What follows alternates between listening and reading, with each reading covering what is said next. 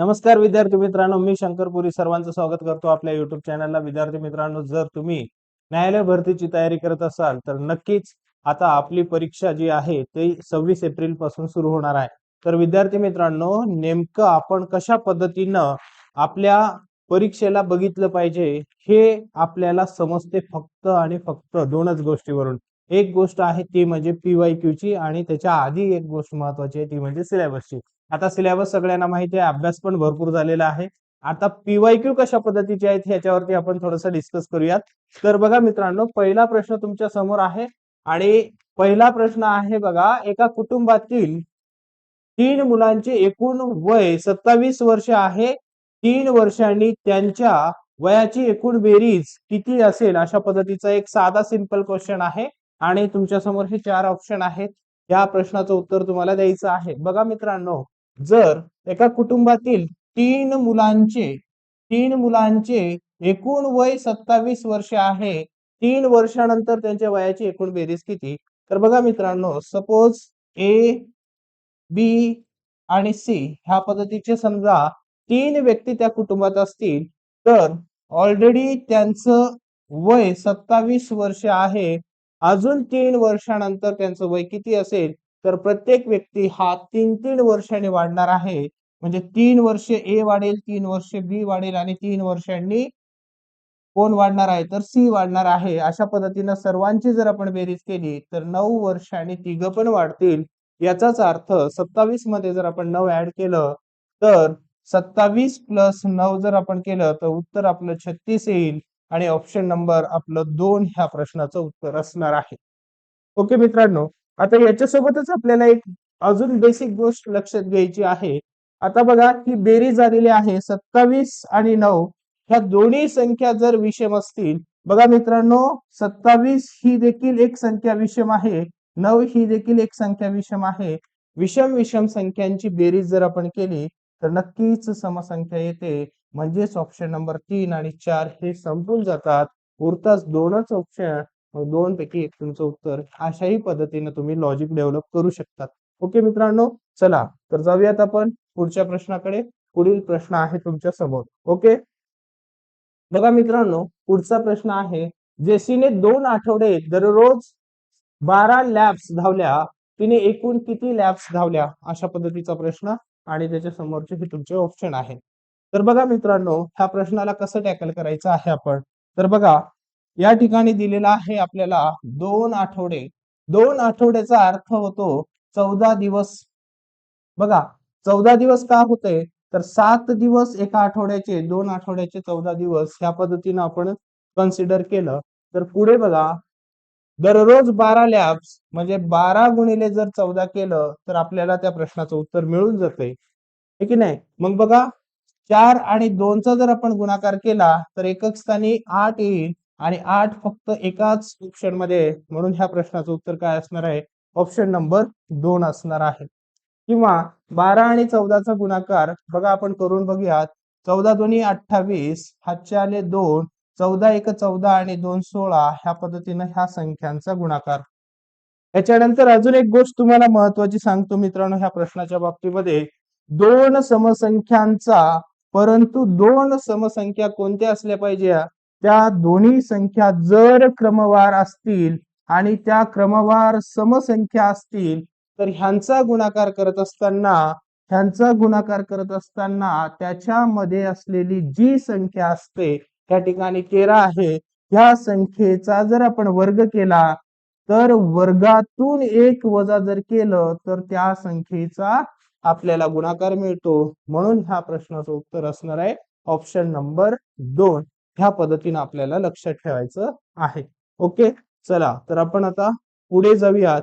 किंवा हे तिसरं ऑप्शन एलिमिनेट होईल, कोणत्याही 2 समसंख्यांचा जर आपण गुणाकार केला तर उत्तर मात्र नेहमीच समसंख्या येते, त्याच्यामुळे ऑप्शन नंबर 3 एलिमिनेट होतोय। अशा पद्धतीच्या छोट्या छोट्या संख्या आपण लक्षात ठेवू। किंवा त्याच्यानंतर 2 क्रमवार समसंख्या असतील, त्यांचा जर गुणाकार करायचा असेल तर छोट्या संख्याच्या वर्गाच्या किंवा छोट्या संख्येच्या वर्गापेक्षा जास्त त्यांचा गुणाकार असतो। समजा इथे छोटी संख्या 12 आहे, 12 चा वर्ग 144 आहे, मग 144 पेक्षा कमी गुणाकार येणार नाही, म्हणून हे ऑप्शन देखील संपून जाते. मग ह्या पद्धतीने आपण उत्तर काढूया, जेणेकरून आपल्याला त्या प्रश्नांचा आणि त्या परीक्षेत होणारा आपल्याला फायदा पुढे दिसणार आहे. ओके, चला तर मित्रांनो, आता आपण पुढे जाऊयात पुढील प्रश्नाकडे. पुढचा प्रश्न तुमच्या समोर आहे. पुढचा प्रश्न वाचा बघा मित्रांनो. एका शिंप्याकडे कापडाच्या रोल मधून कापण्यासाठी अनेक अनेक शर्टचे तुकडे होते. त्याने समान लांबीच्या प्रत्येक रोलचे 10 तुकडे केले. तो एका मिनिटात 45 कट्स म्हणजेच 45 कापत असेल त्याने, तर ह्या दराने कापत असेल तर 24 रोल किती, बघा 24 मिनिटांमध्ये किती रोल कापले जातील, अशा पद्धतीचा हा प्रश्न आहे. तर ह्या प्रश्नाचं उत्तर देत असताना बघा मित्रांनो, समजा मी म्हंटल ह्या ठिकाणी बघा, त्या ठिकाणी त्यांनी सांगितल्यानुसार बघा 10 तुकडे जर केलेले असतील, 10 तुकडे जर केलेले असतील, तर त्यांनी 9 ठिकाणी कट्स केले असतील. बघा कट्स कसे केलेले असतील, समजा ही एक दोरी आहे, या दोरीला जर मी एका ठिकाणी जर कापलेला असेल किंवा कट केलेला असेल, तर ह्याचे 2 तुकडे होतात, तुकडा नंबर 1 आणि तुकडा नंबर 2. म्हणजे ह्याच पद्धतीने आपल्याला लक्षात ठेवायचं असते. जेवढे तुकडे असतात त्याच्यापेक्षा एक न कमी काय असतात, तर त्याचे कट्स असतात. ह्या पद्धतीने आपण जर लक्षात ठेवलं तर एकूण कट्स आहेत 45 आणि त्याला जर आपण 9 ह्या कट्सनं जर भागलं तर उत्तर आपलं 5 येते. आणि हे 5 जे कट्स आहेत, ह्या 5 कट्सला जर आपण 24 न गुणलं तर 24 पाचा 120. मग ह्या प्रश्नाचं उत्तर येते 120 रोल त्याने 24 मिनिटांमध्ये कापलेले असतील. अशा पद्धतीचा हा प्रश्न आहे. चला मित्रांनो, पुढच्या प्रश्नाकडे आपण जाऊयात आणि पुढच्या प्रश्नाचं उत्तर आपण बघूयात. बघा आपल्या समोर प्रश्न आहे. एका वर्गातील मुलांची संख्या मुलीच्या संख्येच्या तिप्पट आहे, तर खालीलपैकी कोणती संख्या वर्गातील एकूण मुलांची संख्या दर्शवू शकत नाही, अशा पद्धतीचा प्रश्न आहे. तर बघा मित्रांनो, समजा मी असं म्हटलं, मुलीची जी संख्या आहे, मुलींची संख्या जी आहे त्याला जर मी x कन्सिडर केलं आणि मुलाच्या संख्येला, मुलांची जी संख्या आहे इथं बघा, मुलींच्या संख्येच्या 3 पट आहे, म्हणजे तिप्पट आहे, याचा अर्थ 3x आहे. आता आपल्याला सांगायचंय की एकूण मुलांची म्हणजे टोटल मुलं आणि मुली किती आहेत, किंवा ह्याच्यावरून कोणता पर्याय दर्शवणार नाही की ते की टोटल नंबर तिथे येणार आहे. ओके, आता बघा मित्रांनो, ह्या दोन्हीची जर आपण बेरीज केली तर 4x येते. याचाच अर्थ ज्या मुलांची संख्या 4च्या पटीत येणार नाही ते आपलं उत्तर असणार आहे. 40 ला 4 न भाग जाते ही संख्या असणार नाही, 44 ला 4 न भाग जाते संख्या असणार नाही, 48 ला भाग जाते, म्हणजेच ह्या प्रश्नाचं उत्तर 42 असेल.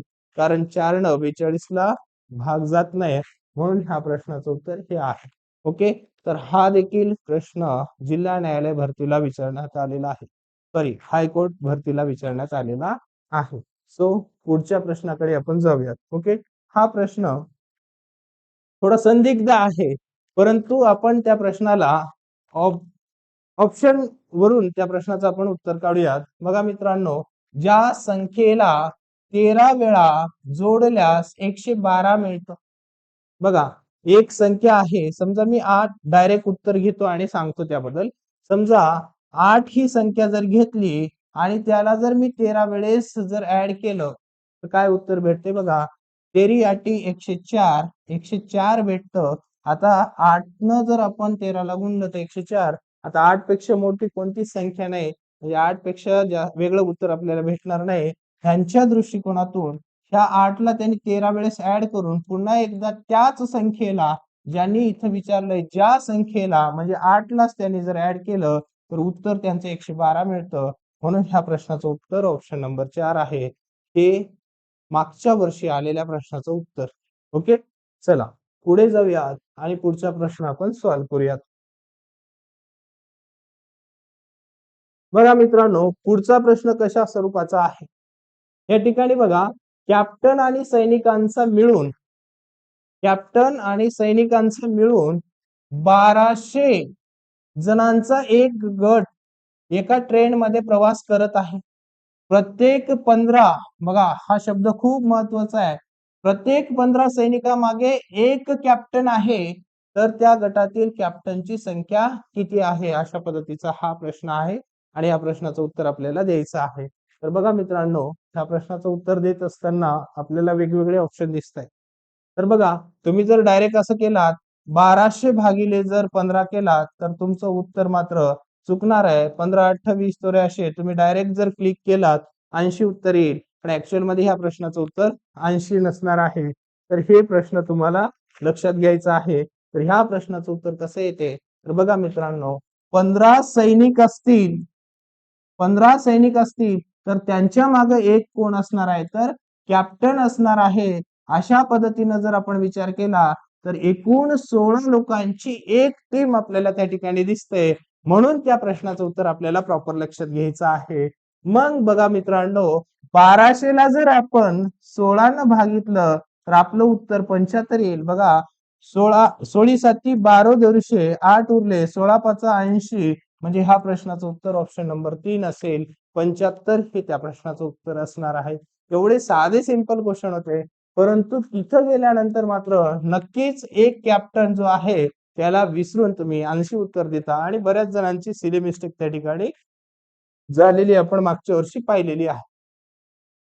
पुढचा प्रश्न पुन्हा एकदा तुमच्या स्क्रीनवर आहे. त्या प्रश्नाचं उत्तर प्रॉपर द्या. आणि बघा मित्रांनो, एका प्राणी संग्रहालयात हरिण आणि मोर आहेत. डोक्याची संख्या ह्यांची जर आपण मोजणी केली तर एकूण 80 प्राणी दिसतात आणि पायाची संख्या जर आपण मोजली तर एकूण 200 आहे एवढी दिसते. तर मोराची संख्या, ज्याला 2 पाय आहेत, त्याची संख्या आपल्याला काढायची आहे. आता बघा, हे दोन्ही पद्धतीने मी सांगतो किंवा ऑप्शन थ्रू जरी गेलो तरी आपल्याला भेटते. तर बघा, आता मी जास्त वेळ न घेता, म्हणजे एक्स मोराची संख्या, वाय हरणाची संख्या, ह्या पद्धतीनं न सॉल्व्ह करता मी डायरेक्ट ह्या प्रश्नाचं उत्तर सांगतो. 4 पायाची जर संख्या काढायची असेल, कुठलाही प्राणी असेल, तर आपण काय केलं पाहिजे, एल भागिले 2 मायनस जर एच केलं तर आपलं उत्तर येऊन जाईल. मग एल म्हणजे लेग्सची संख्या किती आहे, तर 200 भागिले 2 आहे आणि वजा हेड म्हणजे किती, तर 80. याला जर सॉल्व्ह केलं तर आपल्याला भेटून जाते. बघा, इथे 200 ला भागितलं तर 100 वजा 80 केलं तर उत्तर आपल्याला भेटेल 20. 20 जे प्राणी आहेत ते 20 प्राणी पण 4 पायाचे आहेत. मग ह्या प्रश्नाचं उत्तर मात्र हे 20 असणार नाही, हे लक्षात ठेवायचं आहे. तर उरलेले जे प्रश्न म्हणजे जे प्राणी असतील, 80तून जर 20 वजा केले तर आपल्याला मिळतील 60. मग हे 60 जे आहे ती असणार आहे मोरांची संख्या. मग ह्या पद्धतीने आपल्याला त्या प्रश्नाकडे केअरफुली वाचावं लागेल आणि त्या पद्धतीने आपल्याला सोडावं लागणार आहे. म्हणून हे प्रश्न खूप महत्वाचा आहे आणि या प्रश्नाला सोडवत असताना थोडीशी काळजी घेणं अपेक्षित आहे. कोणत्या प्राण्यांची संख्या आपल्याला विचारलेली आहे, ही गोष्ट आपल्यासाठी खूप महत्वाची आहे. ओके, पुढचा प्रश्न एकदम बेसिक लेवलचा क्वेश्चन आहे हा. या प्रश्नामध्ये बऱ्याच जण कन्फ्युज झालेले असतील, परंतु ह्यात कन्फ्युज होण्यासारखं काहीच नाहीये. तर ह्या प्रश्नाला थोडस आपण समजून घेऊयात. बघा मित्रांनो, एका मेंढपाळाकडे 17 मेंढ्या होत्या. 9 वगळता, बघा, 9 वगळता सर्वच मेल्या. 9 वगळता सर्वच मेल्या, तर त्याच्याकडे किती मेंढ्या शिल्लक राहिल्या? तुम्हीच सांगताय आम्हाला 9 राहिल्यात, तर मग शिल्लकच 9 राहतील. मेलेले आमच्या काही कामाचे नाही ना तुमच्या काही कामाचे आहेत. म्हणून ह्या प्रश्नाचं उत्तर फक्त 9 येते. कारण 9 वगळता जर सगळे मेलेले असतील तर आमच्याकडे पण 9च राहणार आहेत, है की नाही? आम्ही पण ह्या प्रश्नाला व्यवस्थितरित्या सॉल्व्ह करू आणि या प्रश्नाचं उत्तर काढू. एवढा बेसिक लेवलचा क्वेश्चन आहे. ओके, हा प्रश्न पण थोडासा बऱ्याच जणांना त्या काळामध्ये ज्यावेळेस एक्झाम तुमची चालू असेल त्यावेळेस तुम्हाला कदाचित त्रासदायक ठरला असेल, परंतु एकदम बेसिक लेवलचा क्वेश्चन आहे. त्याच्यामुळे तुम्ही कुठल्याही पद्धतीचं ह्याच्यामध्ये टेन्शन घेणं अपेक्षित नाहीये. बघा, जर ए बरोबर बी असेल, ए बरोबर बी असेल, याचा अर्थ मी जर असं कन्सिडर केलं, ए ची किंमत 2 आहे, तर आपल्याला कन्सिडर करावं लागेल बी ची किंमत देखील 2 आहे. ओके, मग जर मी असं म्हणलं ए एक्स, याचाच अर्थ काय आहे, जर ए ला मी एक्स न गुणलं म्हणजेच 2 गुणाकारात समजा ह्याची किंमत जर मी ठेवली समजा इथे आणून ज्या संख्येनं मी या ठिकाणी एक्स ला मी जर असं कन्सिडर केलं की 3 आहे एक्स बरोबर, तर 2 ला मी 3 न गुणलं तर उत्तर येते 6. तर बी ची व्हॅल्यू पण आपण 2 ठेवलेली आहे, त्याची एक्स ची व्हॅल्यू आपल्याकडे काय आहे तर 3 आहे. याला देखील आपण 3 न गुणलं तर उत्तर येते 6. याचाच अर्थ ह्या प्रश्नाचं उत्तर काय असणं अपेक्षित आहे तर या ठिकाणी बी एक्स असणं अपेक्षित आहे. जर ए ला एक्स न गुणलं तर बी ला देखील एक्स नच गुणावं लागेल, हे मात्र नक्की आहे. ओके, तर आपण पुढे जाऊयात पुढच्या प्रश्नाकडे. एकदम बेसिक क्वेश्चन आहे, या प्रश्नाचं पण उत्तर आपण देऊयात. बघा मित्रांनो, शून्याची डिग्री अशी आहे. कशी आहे? शून्य आहे, एक आहे, दोन आहे, अपरिभाषिक आहे. हे अनडिफाईन्ड असते, म्हणजे याची कुठल्याही पद्धतीची व्याख्या करता येत नाही. हे कसं आहे तर अपरिभाषिक आहे, म्हणून ह्या प्रश्नाचं उत्तर ऑप्शन नंबर 4 येईल. हे देखील तुम्हाला लक्षात ठेवायचं आहे. त्याच्यानंतर बघा, पुन्हा एकदा बेसिक क्वेश्चन आहे. याचा अर्थ तुम्हाला असं लक्षात आलं पाहिजे की तुम्हाला काय अपेक्षित आहे की परीक्षेमध्ये एकदम बेसिक गोष्टी अपेक्षित आहेत आणि ह्या बेसिक गोष्टी तुम्हाला खूप गरजेच्या आहेत.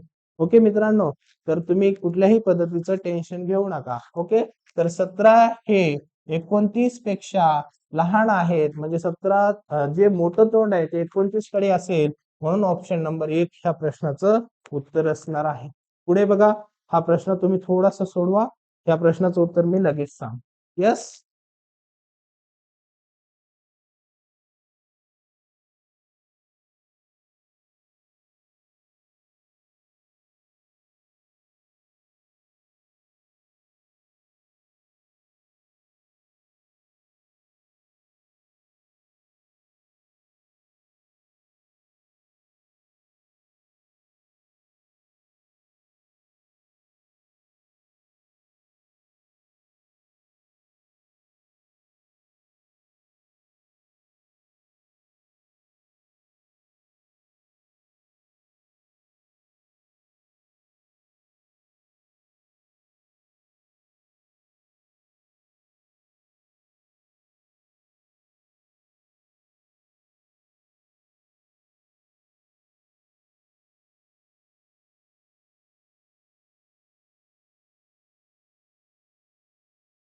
तर बघा मग मित्रांनो, हा प्रश्न आपण कसा सोडवायचा तर बघा, -72 आहे. त्याच्यानंतर हे मायनसचं चिन्ह आहे, हे कंसामध्ये असलेल्या प्लसला काय करतंय तर गुणाकारामध्ये आणत आहे. म्हणजे मायनस प्लस काय होते, गुणाकारामध्ये असलेलं मायनस प्लस मायनस होते आणि पुढे काय येते तर 18 येते. मग -72 आणि -18 ही 90 भेटतात, पण चिन्ह कोणतं असणार आहे तर मायनसचं असणार आहे. हे देखील तुम्हाला लक्षात ठेवायचं आहे. चला पुढच्या प्रश्नाकडे जाऊयात. पुढचा प्रश्न एकदम बेसिक आहे आणि ह्या प्रश्नाचं आपण आरामात उत्तर सांगू शकतो. घणाला किती बाजू असतात तर 6 बाजू असतात, हे देखील तुम्हाला लक्षात ठेवायचं आहे. म्हणजे या प्रश्नाचं उत्तर काय असणार आहे तर ऑप्शन नंबर 2 असणार आहे. ओके, तर हे तुम्हाला लक्षात ठेवायचं आहे मित्रांनो. चला पुढे बघा, पुढचा प्रश्न आहे. वर्तुळाचा व्यास 14 सेमी आहे, तर त्याची त्रिज्या किती? अशा पद्धतीचा बेसिक क्वेश्चन पुन्हा एकदा आहे. बघा, काय म्हणतो आपण, व्यास जे आहे हे त्रिज्येच्या कसं असते तर दुप्पट असते. याचाच अर्थ जर आपल्याला व्यास दिलेला असेल तर त्रिज्या काढा म्हटलेला असेल तर व्यासाच्या निमपट काय असते तर त्रिज्या असते. म्हणजे 14 दिलेला आहे, जर याला आपण 2 न भागितलं तर त्रिज्या भेटते. म्हणजेच त्रिज्या किती असणार आहे तर या ठिकाणी बघून घ्या मित्रांनो, इथं दिलेलं आहे आपल्याला सेमी मध्ये, तर आपलं उत्तर पण असलं पाहिजे सेमी मध्ये. इथं 7 सेमी 7 मीटर दिलंय, हे चुकीचं आहे. ऑप्शन नंबर 3 जे आहे ते बरोबर असणार आहे, म्हणून ह्या प्रश्नाचं उत्तर हे देणं तुम्ही अपेक्षित आहे. ओके, पुढे जाऊयात आणि पुढच्या प्रश्नाचं उत्तर देऊयात. बघा मित्रांनो, एकदम साधा क्वेश्चन आहे. 3च्या पटीतील पहिल्या 5 पट बघा, 3च्या पहिल्या 5 पटींची बेरीज किती? अशा पद्धतीचा क्वेश्चन आहे. या क्वेश्चनला आपण टॅकल करूयात. बघा मित्रांनो, 3च्या पहिल्या बघा, मग 3 पासून 5 पटीतल्या संख्या जर आपण घेतल्या तर त्या ह्या संख्या आपल्याला भेटतील आणि ह्या संख्याची जर आपण बेरीज केली तर ती किती येते, अशा पद्धतीचा प्रश्न आहे. मग ह्या सगळ्यांची जर आपण बेरीज केली, बघा 3 आणि 6 9, 9 आणि 18 होतात. 18 आणि हे 12 किती होतात तर 30. 30 आणि हे 15 होतात तर 45 या प्रश्नाचं उत्तर असणार आहे. म्हणजे हा प्रत्येक गोष्टी आपल्याला स्टेप बाय स्टेप मध्ये बघायचे आहे. ओके. त्यानंतरचा प्रश्न बघा मित्रांनो, 92 मिळविण्यासाठी 63.68 यामध्ये किती जोडायचे आहे? असा साधा सिंपल क्वेश्चन आहे. समजा मी जर ह्या 92 मधून 63.58 ला जर वजा केलं तर आपल्याला त्या प्रश्नाचं उत्तर मिळून जाते. मग बघा इथून भाग मायनस होत नाही, मग इकडचा हातचा आपण तिकडे जर घेतला तर 10तून 8 गेले 2 राहिले. 9तून किती रे बाबा, इथून 9तून 5 गेले 4 राहिले. त्याच्यानंतर इथला एक तिकडे गेलेला होता. मग 11तून आपण 3 जर काढले तर आपल्याकडे किती उरतात? तर ह्या प्रश्नाचं उत्तर देण्यासाठी बघा इथं 8 उरतील आणि इथं 8तून 6 गेले 2 उरतात, म्हणजे 28.42 हे त्या प्रश्नाचं उत्तर असणार आहे. अजून एक गोष्ट बघा मित्रांनो, अजून सोप्या पद्धतीत सांगतो. इथे एक जर तुम्ही विचार केला, पॉइंट नंतर येणारी संख्या जर सम असेल, बघा आलेली आहे, तर इथं सम मधून जर वजा करायची आहे, याचा अर्थ मला काय सांगायचं आहे बघा, बेसिक कन्सेप्ट. सम मधून जर तुम्ही सम संख्या जर वजा केली तर येणारी संख्या तुमची सम असते. उदाहरणार्थ 4 मधून 2 वजा केले तर येणारे 2. 100तून तुम्ही 50 जर वजा केले येणारे 50. याचा अर्थ समसंख्येतून समसंख्या मायनस केली तर येणारं उत्तर आपल्याला समसंख्या भेटलं पाहिजे, किंवा सम मध्ये समसंख्या जर ऍड केली तर उत्तर सम असलं पाहिजे. ह्या पद्धतीनं जर आपण विचार केला तर विषम संख्या जी आहे ही विषम संख्या मात्र संपून जाणार आहे. त्याच्यानंतर आपण जर बघितलं 63 आणि 92 मध्ये हे 284 चा काही फरक असणार नाही आणि ह्या दोनचाही फरक असणार नाही, म्हणून कुठल्याही प्रकारची वजाबाकी न करता डायरेक्ट त्या प्रश्नाचं जर आपण उत्तर काढलं तरीही आपल्याला त्या प्रश्नाचं उत्तर आलेलं असतं. ओके, चला पुढे जाऊयात. एकदम पानसट प्रश्न आहे आपल्या भाषेमध्ये जर सांगायचं झालं तर एकदम साधा सिंपल. 5 नंतर येणारी मूळ संख्या कोणती आहे तर 7 आहे. हा एकदम बेसिक लेवलचा क्वेश्चन जो की तुम्हाला विचारलाय आणि हा प्रश्न आपल्यासाठी मार्क देऊन जाणारा होता. त्याच्यानंतर सेम क्वेश्चन आहे. मानसशास्त्राचा अभ्यास जर बघा, मानसशास्त्र ह्याचं जर रिलेशन मानवासोबत असेल तर पक्षीशास्त्राचा अभ्यास मात्र पक्ष्यांसोबत असणार आहे. कारण का, मानसशास्त्रामध्ये मानवाने केलेल्या कृतीच्या बाबतीमध्ये अभ्यास करतो, तसंच पक्षीशास्त्रामध्ये पक्ष्यांच्या बाबतीत आपण अभ्यास करत असतो. हा प्रश्न त्या पद्धतीचा.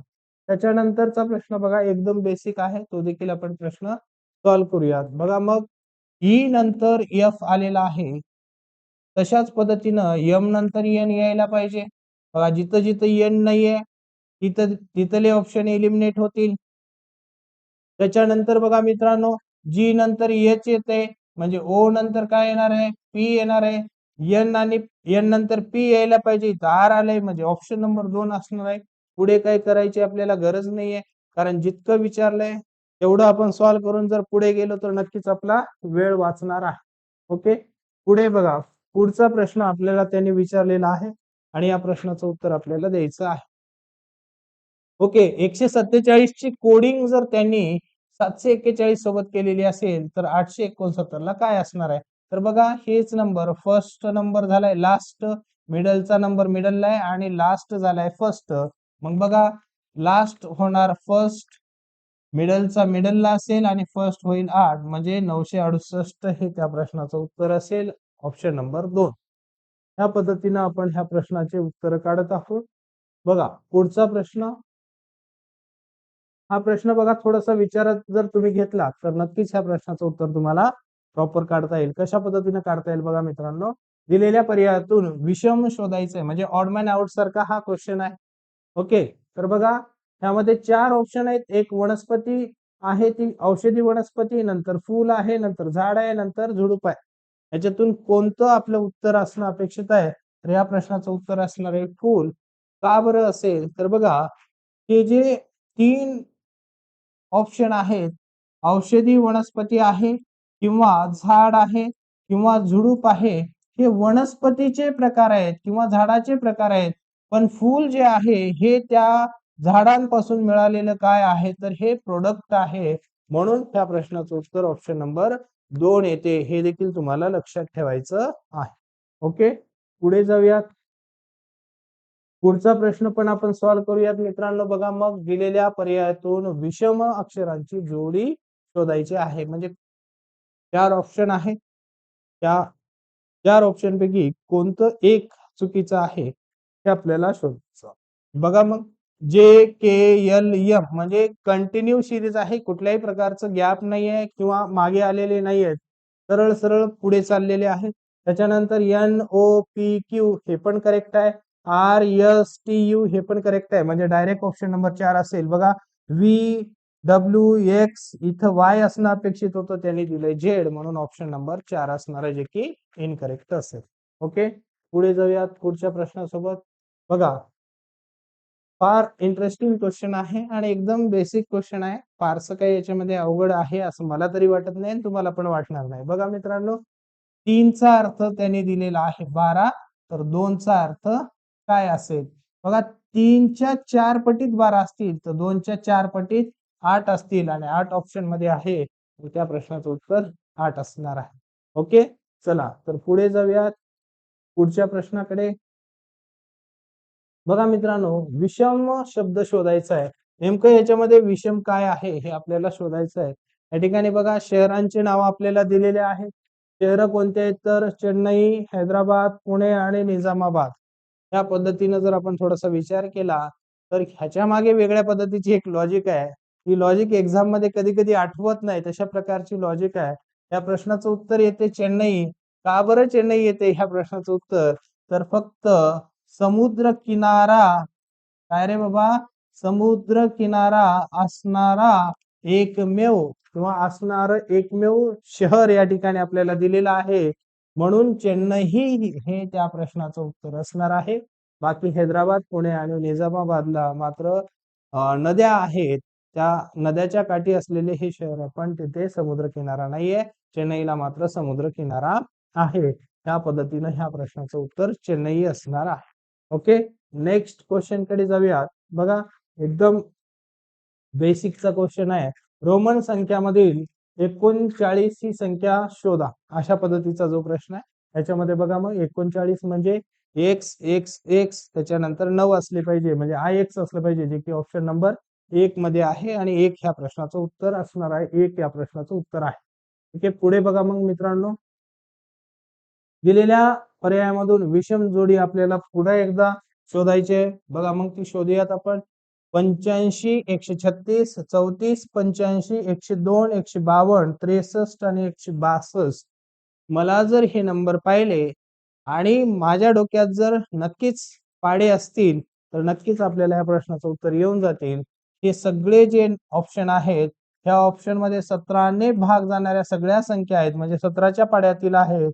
ऑप्शन नंबर 4 जे एकमेव संख्या आहे ज्याच्यामध्ये हे एक ऑप्शन असा आहे ज्यामधल्या दोन्ही संख्येला 17ने भाग जात नाही. ह्या पद्धतीने आपल्याला लक्षात ठेवायचं आहे, म्हणून ऑप्शन एलिमिनेट होते, ऑप्शन नंबर 4. ओके, पुढे जाऊयात पुढच्या प्रश्नाकडे. चला, पुढचा प्रश्न आहे, मालिकेमध्ये गहाळ संख्या शोधायची, म्हणजे ह्या प्रश्न चिन्हाच्या जागी कोणती संख्या येते हे आपल्याला शोधायचं आहे. बघा मित्रांनो, 43 नंतर 172 नंतर 86 नंतर 344 आहे. बघा, मला इथं लिंक सापडतंय. त्या पद्धतीने जर आपण विचार केला, 43च्या दुप्पट 86, 86च्या दुप्पट मात्र 172 होतात. मग ऑप्शन नंबर 1 ह्या प्रश्नाचं उत्तर असणार आहे. ओके, किंवा एकक स्थानी जर आपण विचार केला, फक्त 2 येते, 6च्या दुप्पट 12, 2 एकक स्थानी पाहिजे, जे की इथं कुठेच नाही, म्हणून ह्या प्रश्नाचं उत्तर 1 नंबर येते. ठीक आहे, पुढे जाऊयात पुढच्या प्रश्नाकडे. बघा, पुढचा प्रश्न म्हणजे ब्लड रिलेशनच्या बाबतीमध्ये आहे, आणि ते आपण सॉल्व्ह करूयात. राईट, बघा मित्रांनो, एक्स ही वाय ची बहीण आहे. एक्स जी आहे ती वाय ची बहीण आहे. ओके, म्हणजे ह्याच्या डोक्यावरती मी मायनसचं चिन्ह टाकतो. का बरं?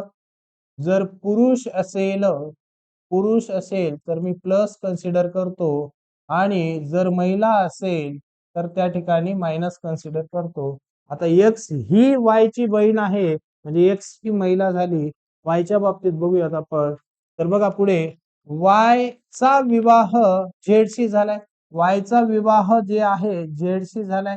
बघा मी दोन एरो काढले, एक रेषाखंड काढलाय. याचा अर्थ भाऊ बहीण असं आपल्याला लक्षात ठेवायचं आहे. आणि त्याच्यानंतर हा जो एरो आहे या ठिकाणी आपल्याला लक्षात ठेवायचं आहे नवरा बायको किंवा पती पत्नी ह्या पद्धतीने आपल्याला लक्षात ठेवायचं आहे. बघा मग मित्रांनो पुढे वाय आणि झेड यांना ए नावाची मुलगी आहे. ए नावाची मुलगी आहे. आता या दोघांमध्ये कोण पुरुष कोण स्त्री हे आपल्याला माहित नाही. ऑप्शन वरून आपल्याला जावं लागेल तेव्हा आपल्याला समजेल. बघा मग ए चा एक्स शी काय संबंध आहे. ए चा एक्स शी काय संबंध आहे हे आपल्याला बघायचं आहे. बघा मग एक्स सॉरी ए चा एक्स शी काय संबंध आहे. ए चा एक्स शी काय संबंध आहे जर हे आपल्याला काढायचं असेल तर बघा एक्स इथं जर भाऊ असेल तर ही भाची असणार आहे. भाची ऑप्शन मध्ये दिसते. जर ही बहीण असेल तर ही पुतणी असेल. पुतणी तर आपल्याला ऑप्शन मध्ये दिसत नाही म्हणजे ऑप्शन नंबर 3 हे करेक्ट असेल. हा भाऊ असेल ही वहिनी असेल. ह्यावरून ह्या प्रश्नाचं उत्तर ऑप्शन नंबर 3 असेल आणि ह्या प्रश्नाचं उत्तर भाची असेल. हे मात्र तुम्हाला लक्षात ठेवायचं आहे.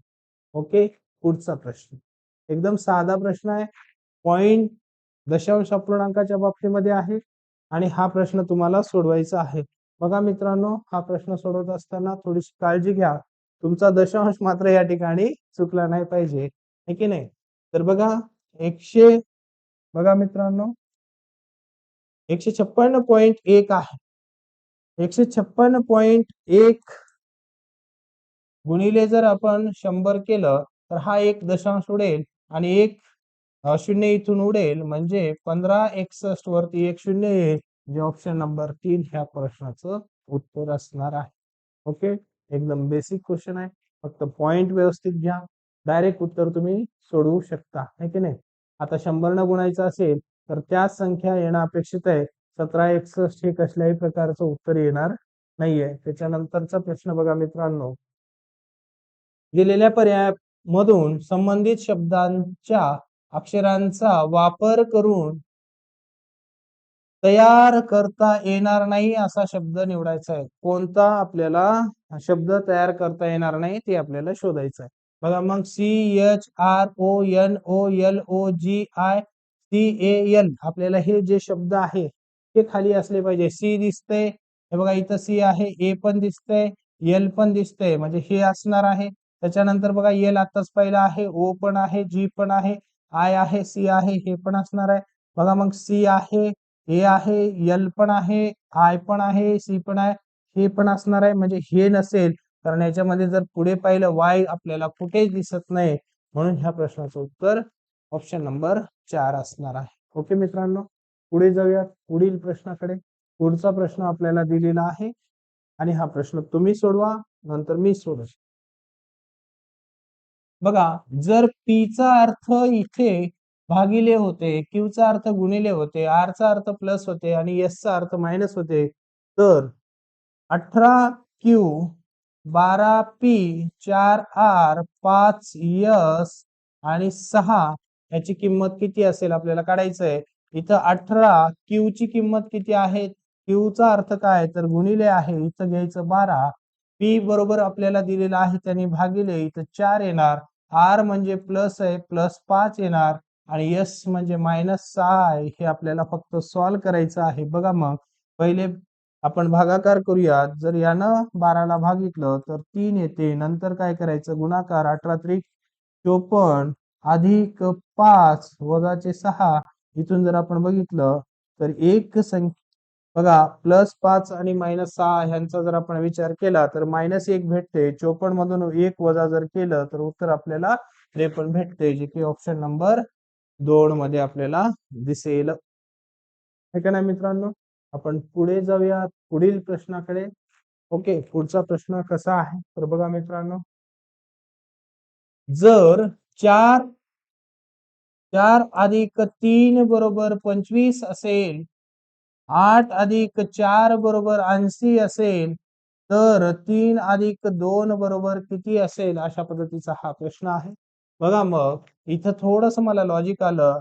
4चा वर्ग 16, 3चा वर्ग जर केला 9, ह्या दोन्हीची बेरीज येते 25. इथेही बघितलं आपण 8चा वर्ग 64, 4चा वर्ग 16, ह्या दोन्हीची बेरीज केली तर 80 येते. सेम 3चा वर्ग 9, 2चा वर्ग जर केला 4, दोन्हीची जर बेरीज केली तर 13 येते आणि 13 आपल्याला ऑप्शन नंबर 3 मध्ये दिसतंय. म्हणून ऑप्शन नंबर 3 हे त्या प्रश्नाचं उत्तर असणार आहे. ओके, पुढे जाऊयात मग. माझ्या मते हा शेवटचा प्रश्न असेल. बघा, दिलेल्या पर्यायामधून गहाळ संख्या शोधायची आहे. ओके, तर बघा मित्रांनो, इथे 8, 32, 4, 7 क्वेश्चन मार्क 5, 2, 6 आणि 3 असा संबंध दिलेला आहे. एक कोडिंग लँग्वेज असल्याने आहे, त्याला आपल्याला फक्त उघडायचं आणि त्या प्रश्नाचं उत्तर आपल्याला काढायचं आहे. ओके, तर बघा मित्रांनो, 8 गुणिले जर 4 केलं 8 चोक 32, इथे बेत्रिक 6, लॉजिक बसते, 7 35 येईल. मग ह्या प्रश्नाचं उत्तर असणार आहे ऑप्शन नंबर 2. ओके मित्रांनो, पुढे माझ्या मते आहे एक शेवटचा क्वेश्चन आहे आणि ह्या शेवटच्या क्वेश्चन नंतर मात्र आपण थांबूया. बघा, धरणातून सोडलेले पाणी मोजण्यासाठी योग्य मापन करणारे उपकरण कोणते असणार आहे? तर क्युबिक फूट प्रति सेकंद ह्या पद्धतीचं उपकरण असणार आहे. ओके मित्रांनो, हे जे प्रश्न होते सगळे प्रश्न PYQ चे होते. तर नक्कीच ह्या प्रश्नाच्या आधारे आपल्या अभ्यासाला एक नवी दिशा मिळेल. तर नवी दिशा तुम्हाला नक्कीच ह्या व्हिडिओतून जर मिळत असेल तर नक्कीच व्हिडिओला लाईक करा, सबस्क्राईब करा आणि जर तुम्हाला नांदेडमध्ये तुम्ही जर असाल तर PYQ आपण दुपारी 2 ते 3:30 ह्या वेळेमध्ये सोल्युशन अकॅडमीला घेत आहोत. जी अकॅडमी श्रीनगरमध्ये सायन्स कॉलेज रोडवरती आहे. तुम्ही एकदम व्यवस्थितपणे येऊन ह्या ठिकाणी ऑफलाईन मध्ये देखील करू शकतात. आणि जर ह्यानंतर वनरक्षक भरतीसाठी एक नवीन बॅच 1 एप्रिल पासून सुरू करणार आहोत. 1 एप्रिल पासून वनरक्षकची स्पेशल बॅच सुरू होत आहे. जर तुम्ही करू इच्छित असाल तर त्या नंबरवरती संपर्क करा. 87 88 75 58 20 या क्रमांकावरती जर तुम्ही संपर्क साधला तर नक्कीच आम्ही तुम्हाला व्यवस्थितपणे गायडन्स करू आणि आम्ही तुमच्यासोबत तोपर्यंत असू जोपर्यंत तुम्हाला पोस्ट मिळणार नाही. कारण आपल्या मायबापाचं स्वप्न आहे की आपल्याला पोस्ट पाहिजे. ती पोस्ट मिळवून देण्यासाठी जेवढे तुमचे मायबाप प्रयत्नशील असतील तेवढेच आम्ही देखील राहू. त्यासाठी विचार कसला करताय? हा नंबर दिलाय, त्याच्यावरती कॉल करा आणि नक्कीच आमच्यासोबत संपर्क करा. धन्यवाद. Bye bye. टाटा.